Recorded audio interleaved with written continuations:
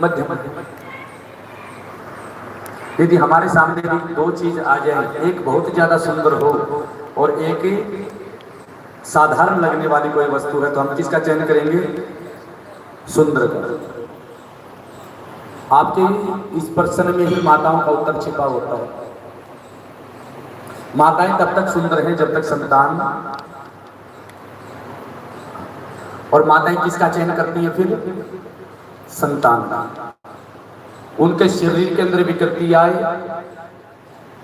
या फिर उनको बीमारी मोल लेना पड़े, उनको बहुत सारी आपत्तियां अपने शरीर के ऊपर लेना पड़े, लेकिन वो संतान को चुनती हैं। और साथ में अपने यहाँ तो है कि मरना और जन्म देना एक बराबर है। वहां पर संकेत दिया गया था ब्राह्मण को कि आपकी पत्नी चाहेगी तो संतान होगी, आपके चाहने से नहीं होगी। 2 पुष्प दिए गए थे, सुदेहा ने जो सुंदर पुष्प था वो उठा लिया। ब्राह्मण देवता ने कहा कि हे देवी, आपके भाग्य में संतान नहीं। देव योग भी ऐसा है, देवताओं का भी ऐसी आज्ञा है कि और संतान हमें नहीं मिलेगी। कुछ समय के पश्चात में सुदेहा ने कहा कि मेरी बहन है छोटी, जिसका नाम है भुष्मा, वो बड़ी भक्तनी है, आचरण से बड़ी अच्छी है। आप एक काम करो, दूसरा विवाह करो,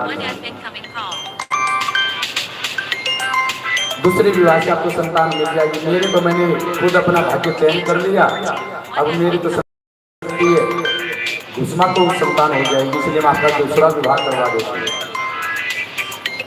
सुदेहा ने अपने पति का दूसरा विवाह करवा दिया। लेकिन जब भुष्मा को गर्भ हुआ और उसका मान सम्मान बढ़ा, तब उसके मन के अंदर ईर्ष्या पैदा हुआ। शादी किसने करवाई दूसरी? सुदेहा। किस लिए करवाई? संतान हो जाए। और जब संतान होने लगी तब क्या हो गया? ईर्ष्या। इसलिए जो चीज आज है वो कल भी ऐसे ही रहेगी, मत सोचिए। सगी बहन है, यहाँ समय बदलता है। इसलिए ये कथाएं कहती हैं कि किसी के ऊपर बहुत ज्यादा भरोसा मत कीजिए। मैंने कहा था सिंहासन और ऊंचाई जब इनके ऊपर होता है तो अकेले चढ़ना पड़ता है, और जितना हो सके वो सामान कम रखना होता है, धीरे धीरे सब छोड़ना पड़ता है। जितने ऊपर जाते जाएंगे सब कुछ छोड़ना पड़ेगा, चाहे मोदी हो चाहे योगी हो। कोई कटाक्ष न करे, परिवार को छोड़ दिया, भाई को छोड़ दिया। यदि भाई भतीजे करेंगे तो दूसरों की तरह हार देखते रहेंगे। भाई भतीजे वाले तो बहुत हैं, लेकिन मैं किसी राजनीतिक पार्टी से प्रेरित नहीं करूंगा। कौन है क्या है वो अलग है, लेकिन यहाँ पर है कि पहले है वो बाद में भी ऐसा ही रहेगा, यहाँ कोई गारंटी नहीं है। और हम तो ऐसे हैं कि कथा आती है कि किसी के यहाँ गुरुजी महाराज मिलने के लिए आए, कोई सेठ जी थे।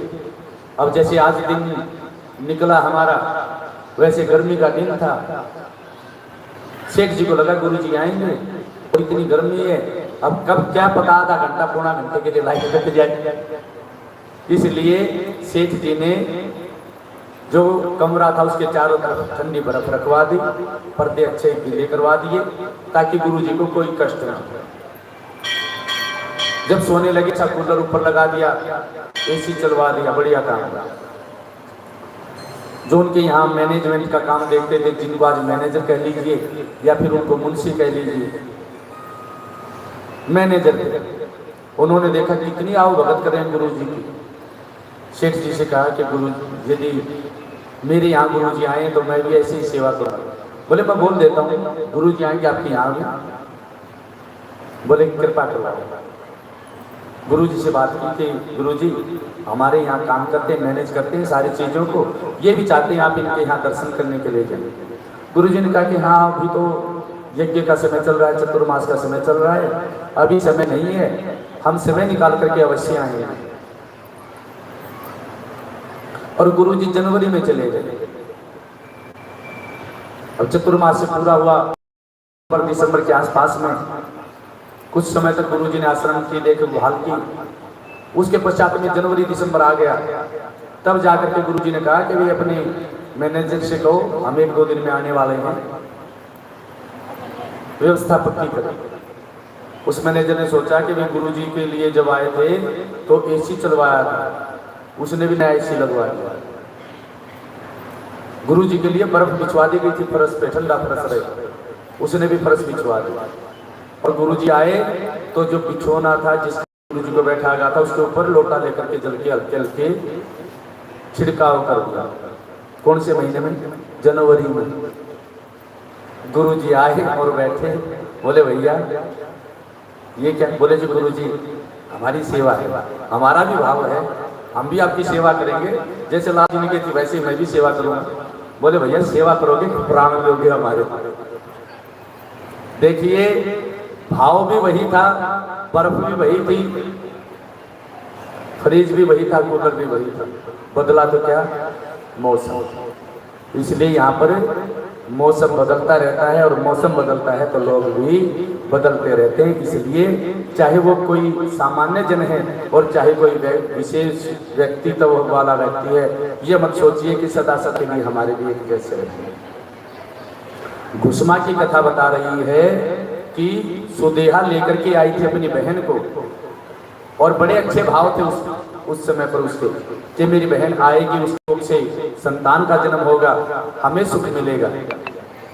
लेकिन जब जैसे कोख के अंदर संतान आई उस दिन से उसको इच्छा हो गई।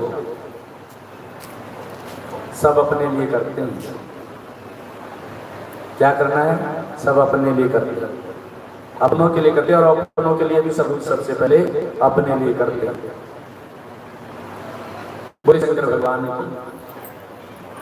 घुसमा से जब घुसमा को संतान की प्राप्ति हुई, धीरे धीरे वो पुत्र बढ़ने लगा।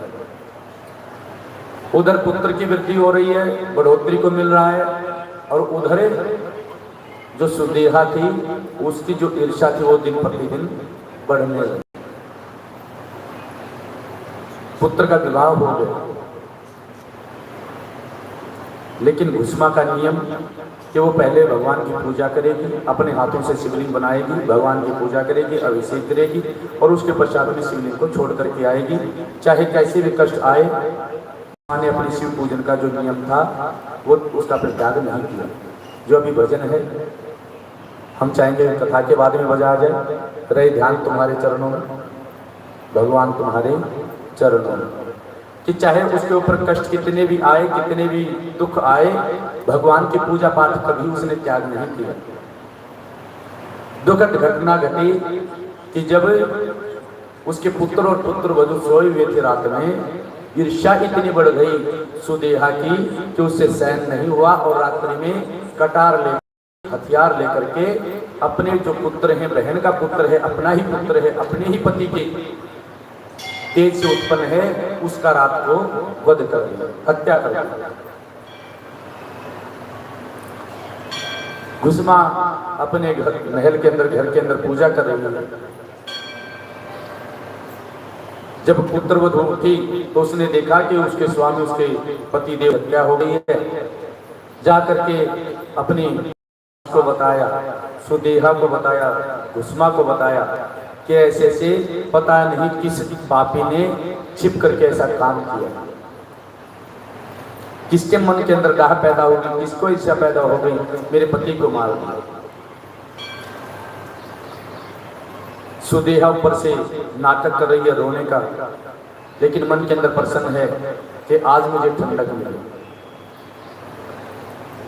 तो संसार के अंदर ऐसे भी बहुत हैं कि जो दूसरे का विनाश करके प्रसन्न हो, तो ऐसी प्रसन्नता किसी काम की नहीं जो किसी का अहित करे, किसी का नुकसान करे।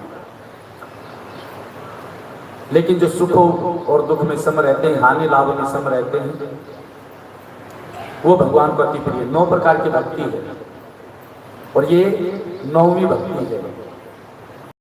भक्ति संतन कर संगा, दूजी भक्ति कथा प्रसंगा, ये दूसरी भक्ति हम कर रहे हैं। जो भगवान की कथा गा रहे हैं, सुन रहे हैं, ये दूसरे प्रकार की भक्ति है। जो 9वीं भक्ति है, सुख दुख में सम रहे, वो 9वीं भक्ति है। जो घुसमा थी वो भगवान के भक्त थी, परम भक्ता थी, उसको कोई प्रभाव नहीं पड़ा कि पुत्र मारा गया, क्या हुआ। उसका नियम था कि मैं भगवान की पूजा करती हूँ प्रत्येक दिन, इसलिए मैं आज भी पूजा करूँगा। गुस्मा पूजन में बैठी हुई थी जिस समय उसको समाचार मिला, क्योंकि पहले समाचार मिल जाता तो पूजा नहीं कर सकती। क्यों? घर में ऐसी घटना होने पर कोई पूजा कर सकता है? इसको सूतक लग जाएगा। समझिए कथा। यदि किसी को समाचार मिल जाए तो सूतक लग गया, और जब तक समाचार न मिले तो सूतक मान्य नहीं रहेगा। इसलिए कथा के अंदर आता है या फिर पुराणों में लिखा हुआ है कि यदि कोई 9 दिन का व्रत उठा ले और घर में कोई सुखद घटना घट जाए, दुखद घटना जाए, उसको सूतक मान्य नहीं रहेगा। अखंड ज्योत आपने जगा दी, एक बारी कथा की ज्योत जग गई तो फिर कथा की ज्योत जगती रहेगी, कार्य संपूर्ण होगा, किसी के द्वारा होगा। तो गुस्मा पूजा के ऊपर बैठ चुकी थी, ज्योत जगाई जा चुकी थी। जैसे आप माता तारा रानी की कथा सुनते हैं कि फिर चाहे दुख आए चाहे सुख आए रहे, ध्यान तुम्हारे चरणों में, भगवान तुम्हारे चरणों में। वो शिवलिंग का निर्माण कर रही थी अपने हाथों से। ओम नमः शिवाय, ओम शिवाय नमः, ओम शिवाय नमः कह करके शिवलिंग की स्थापना कर रही थी। शिवलिंग की स्थापना की, पूजा की, समाचार तो मिल चुका था, लेकिन मन के अंदर दुविधा थी कि जिसने दिया था उसने ले लिया। इसके आगे और कोई कर भी क्या सकता है? कोई गहरा विचार भी करे तो इसके आगे और कोई कर भी क्या सकता है? कुछ नहीं कर सकता। इसलिए गुस्मा ने निश्चय किया कि मैं पूजन पूरा करूंगी। पूजन पूर्ण किया और शिव को, जो मिट्टी के पार्थिवेश्वर थे, उनको निष्प्राण करके जिस तालाब के अंदर प्रत्येक दिन प्रवाहित करती थी, वहां पर प्रवाहित करने के लिए गई। जैसे शिवलिंग प्रवाहित किया, उसी तालाब के अंदर से उसका पुत्र बाहर निकल कर के आ गया। माता को चरण स्पर्श करके प्रणाम किया और कहा कि हे माता, आपकी भक्ति से, आपकी शक्ति से मैं वापिस जीवित हूँ। इसलिए माता पिता की ऐसी भक्ति है कि जो आपकी संतान को दीर्घायु करती है। इसलिए माता का आदर करना क्या है? अति आवश्यक। वहां हाथ जोड़ने से कुछ नहीं होगा। पहले साकार को मान लीजिए, फिर निराकार को मान लीजिए। निराकार ओंकार मूलम तुरीयम। निराकार के तो आप कितनी भी गुणगान करते रहे, उसकी लीला समझ नहीं पाएंगे। माता पिता को समझ लीजिए। ये कथा हमारी, यदि कहीं पर कोई अपराध भी हो जाता है तो हम कहेंगे कि माता पिता की सेवा कर लीजिएगा, वो अपराध आपका कट जाए, हमारा अपराध कट जाए। कथा बता रही है कि गुस्मा जब इस प्रकार से पुत्र को देख करके प्रसन्न हुई और हाथ जोड़ करके भगवान को प्रणाम किया कि हे प्रभु जी, चाहे सुख आए चाहे दुख घड़ी आए, मैं आपकी पूजन हमेशा करती रहूं, ऐसा मुझे मति दीजिए, ऐसे दृढ़ मति दीजिए, सदा सदा के लिए आपका गुणगान करती रहूं। ऐसे जब शुद्ध विचार देखे कि जिसने मेरा अहित किया, जिसने मेरे पुत्र को मारा, मैं उसका अधिकार नहीं चाहती हूँ, मैं किसी का बदला नहीं चाहती हूँ, किसी को कोई हानि नहीं पहुंचाना चाहती हूँ। जैसी जिसकी मति थी उसने वैसा काम किया। इसलिए प्रभु जी, आपके चरणों के अंदर मेरा सादर बार बार प्रणाम। भगवान ने जब भक्ति देखी, ऐसी भक्ति कि जो शत्रु के लिए भी, जो शत्रुवत व्यवहार करता है, उसके लिए भी मन के अंदर क्षमा है, तो इसके जैसी कोई देवी नहीं। शंकर भगवान उसके स्वभाव से प्रसन्न हुए और आशीर्वाद देने के लिए वहां पर प्रकट हो गए। बोले शंकर भगवान की। गुस्मा को आशीर्वाद दिया कि मैं तुम्हारे ऊपर अति प्रसन्न हूँ, तुम्हारे कुल की उन्नति होती रहे, वृद्धि होती रहे, इसलिए बार बार आशीर्वाद देता हूँ। गुस्मा ने कहा कि हे प्रभु जी, केवल मेरे ऊपर प्रसन्न मत हो जाइए, ये जितने भी आपके भक्तगण हैं, जो भी आपकी पूजा करता है सदा सदा के लिए, चाहे वो किसी भी रूप में आपसे जुड़ा हुआ हो, उनके ऊपर दृष्टि बनाए रखें। हमारी इस कथा का भी उद्देश्य यही है कि जो भी पूजा के अंदर, कथा के अंदर, दान के अंदर, भंडारे के अंदर, मंदिर के अंदर, जिसने भी कथा के अंदर जिस भी प्रकार से सहयोग निभाया, कोई प्रसाद लेके आने वाला, कोई बांटने वाला, कोई बनाने वाला, चाहे कोई संगीतकार है, चाहे आप भक्तजन हैं, सभी भक्तों को हम बार बार धन्यवाद करते हैं कि परमात्मा की कृपा से, उस हर की कृपा से, हरि की कृपा से कथा संपूर्ण हो रही है। इसलिए बार बार उस परमात्मा का धन्यवाद। और परमात्मा जो सबके अंदर बसा हुआ है, सभी को बार बार धन्यवाद करते हैं। और आगे भी परमात्मा हमें ऐसी शक्ति प्रदान करेंगे, ऐसी भक्ति प्रदान करें कि हम उनका फिर से गुणगान कर पाएंगे। इसलिए उनके चरणों के अंदर कोटि कोटि प्रणाम करते हैं। शिव पुराण को यहाँ पर पूर्ण करेंगे। हाथ जोड़ करके परमात्मा से क्षमा याचना। ओम मंत्रहीनम क्रियाहीनम भक्तिहीनम सुरेश्वर यत्पूजितं मया देवै परिपूर्णं तदास्तु मे। पापोऽहं पापकृतं पापात्मा पाप संभवै। त्राहि मां हे त्रिलोकीनाथे सर्वकष्टहरो भवै। नारी प्यारी काम काम ही नारी प्यारी जिमे लोभै प्रिय जिमि दाम। तिम रघुनाथ निरंतरे प्रिय लागो मोहि राम। धर्म अर्थ में काम रुचि गति न चहु निर्वाण। जन्म जन्म रति राम पद ये वरदान में आन। हम परमात्मा से प्रार्थना करते हैं कि हे प्रभु जी, आपने उत्पन्न किया, आपने पैदा किया है, तो आप भरण पोषण तो आप करते ही रहेंगे, लेकिन जन्म जति जन्म रति राम वरदान न आन। हे परमात्मा, बार बार आपसे वरदान मांगते हैं कि बार बार ब्राह्मण बनाइएगा और बार बार आपकी पूजा करने का मुझे अवसर दीजिएगा, हमें अवसर दीजिए। किसी भी रूप में हम आपसे जुड़े रहें, कथाओं से जुड़े रहें, यज्ञों से जुड़े रहें, मंदिर शिवालय से जुड़े रहें। आपकी जो सनातन परंपरा है, हे सनातन भगवान, आपके इस सनातन धर्म को हम बढ़ाते रहें, सनातन पद्धति को बढ़ाते रहें और आपका गुणगान करते हुए ऐसे ही अपने जीवन को धन्य करते रहे। परमात्मा के चरणों के अंदर कोटि कोटि प्रणाम करते हैं। और कथा के अंदर कोई प्रसंग ऐसा आया हो, कोई ऐसा वाक्य आया हो जो हमने किसी का विशेष नाम लिया है, कोई जाति से संबंध हो सकता है, व्यक्ति विशेष से संबंध हो सकता है, कहीं कोई कटाक्ष कर दिया गया है, कहीं कोई व्यंग्य कर दिया गया है, तो मैं सर्वगुण जितना भी समाज है, भाई बंधु, सबसे प्रार्थना करते हैं कि हे प्रभु जी, यदि हमने कोई अपराध किया हो कथा करते हुए तो वो क्षमा हो। बार बार भगवान से प्रार्थना करते हुए हम याचना करते हैं।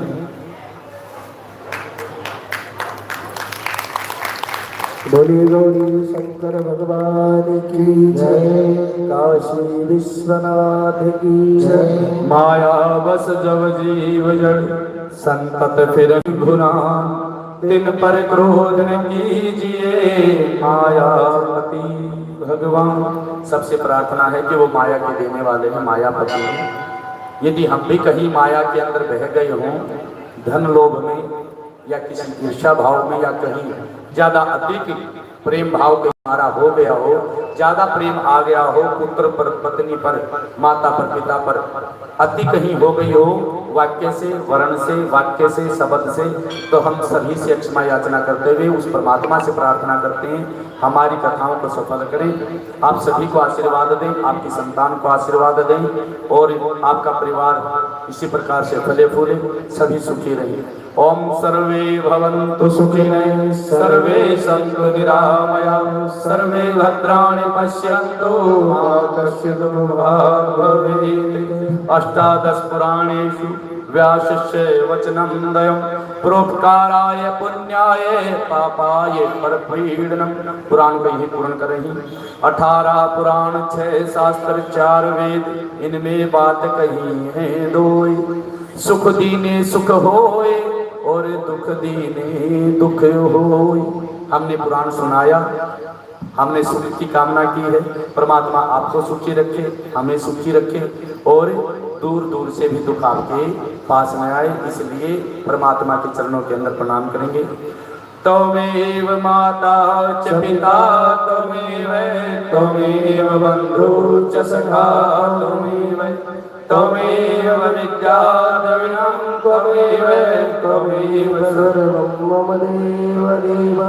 कर्पूर गौरम तारम संसार सारम भुजगेन्द्रहारम सदा वसंतं हृदयारविंदे।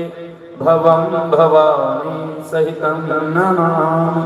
नमः पार्वती पतये हर हर महादेव शंभु। बोले शंकर भगवान की। कथा यहीं पर पूर्ण कर रही है। भगवान की कृपा रहेगी। आगे जैसे परमात्मा का आदेश होगा वैसे ही आगे आचरण किया जाएगा। बोले शंकर भगवान की।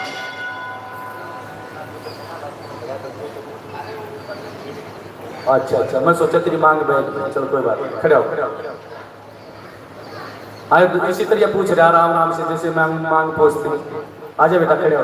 बोलिए गौरी शंकर भगवान की जय। काशी विश्वनाथ की जय। नमः पार्वती पते हर हर महादेव शंभु। अब सभी व्यास पूजन करेंगे। पहले मैं आग्रह करूंगा, अगर हमारे कमेटी के सदस्य हो तो आकर के व्यास पूजन करें। उसके बाद सभी के सभी व्यास पूजन करेंगे। पत्रम पुष्पम फलम तोयम। खाली हाथ व्यास पूजन ना करें। पत्ता ले लीजिए, फूल ले लीजिए, फल ले लीजिए, दक्षिणा ले लीजिए। व्यास पूजन खाली हाथ नहीं करेंगे। सभी आएंगे और व्यास पूजन करेंगे।